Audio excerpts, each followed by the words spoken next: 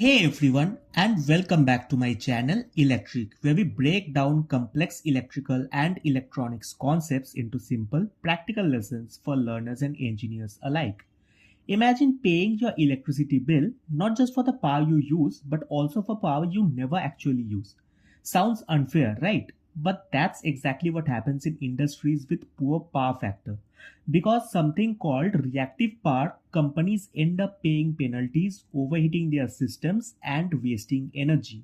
So, in this video, we'll learn what causes poor power factor, how to calculate it, and most importantly, how to size capacitor banks to fix it. Let's start with the problem. Most industrial loads like motors, transformers, and induction furnaces are inductive in nature. In inductive loads, current lags behind voltage. This creates a phase difference. Imagine pushing a swing. If your push is perfectly timed, then that results in maximum efficiency. But if your push is delayed, then your energy is wasted. That delay is exactly what happens in inductive systems. So, why is this a problem? Because poor power factor leads to higher current draw, increased heating in cables and transformers, reduced system capacity, and utility penalties on electricity bills. So, industries end up paying more and getting less useful work done. To solve this, we use a simple but powerful concept, the power triangle. This converts the physical problem into a mathematical solution. The power triangle has three components: real power in kilowatt, which is the actual useful power and does real work, which we see in motors and lighting; reactive power in kVAR, where power that does no useful work and it just oscillates between source and load; and apparent power in kVA, which is the total power supplied by the system.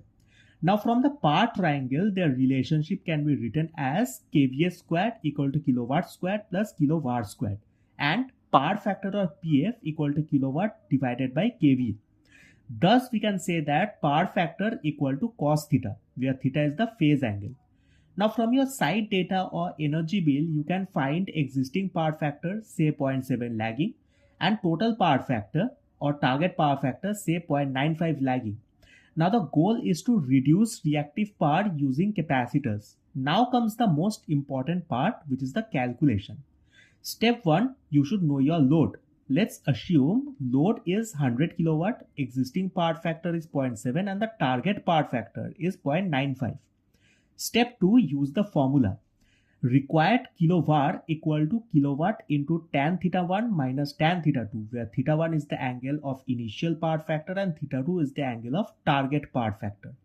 Here you are basically calculating how much reactive power should be cancelled. This gives you the capacitor bank size in kVAR. Now in this context, there are two types of capacitor banks. Fixed capacitor banks are always on and are suitable for constant loads. Automatic capacitor banks, also called APFC panels, adjust based on load and are ideal for industries with fluctuating demand. Most modern industries use APFC panels for dynamic correction. But sizing is only half the job. Proper installation is critical. Always choose capacitors with voltage rating higher than system voltage. Modern systems with VFDs, UPS, etc. generate harmonics. Capacitors can resonate with harmonics and cause overheating and equipment failure. So use detuned reactors or harmonic filters. And the placement options should be near the load, which gives better correction and reduces line losses, and at main panel, which gives easier installation and centralized control. Also, in terms of safety, use proper protection devices, ensure discharge resistors, and follow grounding practices. But after installation, how do you know it's working? Use power quality analyzer, as it helps measure power factor improvement, voltage current phase alignment, and harmonics. Power factor correction leads to financial benefits with respect to reduced electricity bills, avoided penalties, lower system losses, and increased equipment life. And in many industries, capacitor banks pay for themselves in 6 to 18 months. So the final checklist should be: monitor power factor regularly, maintain capacitor health, check for overheating, and inspect harmonic levels. So here's the key takeaway. Poor power factor is like wasted effort in your electrical system. Capacitor banks act like a correction tool, bringing current and voltage back in sync. By properly sizing and installing them, you can improve efficiency, reduce costs, and increase system reliability. And most importantly, you'd be fully prepared to answer power factor correction questions in interviews.